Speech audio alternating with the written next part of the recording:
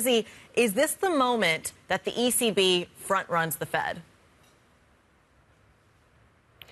Well, Christy, only one of our 62 economists surveyed reckons that today is the day the ECB is going to fire the starting gun on cuts. But you are right, the US CPI report has rocked even ECB bets for a June cut. That was fully priced this time last week, and now it's only an 80% chance in the eyes of markets. What difference does a month or two make, you might ask? Well, if they go too soon, if they go before the Fed, then it risks euro-dollar parity, warns Mohammed Al-Arian, our Bloomberg opinion columnist, of course, and that could feed back into Eurozone inflation.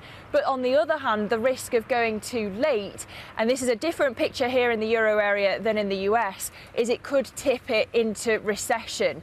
Even the most hawkish member of the Governing Council, Robert Holtzman, has warned of the dangers of holding rates too high for too long, because indeed here you haven't seen any growth for about a year and a half, compared to the US, where you've seen that 3% growth last year. That's a stark contrast. So today the expectation is that Christine Lagarde will telegraph a June cut, but the focus in the press conference very much on the path beyond that and the divergence between the ECB and the Fed. Because think about it, if you get Trump in the White House, that could really stoke US inflation and leave the euro area in a very tight spot.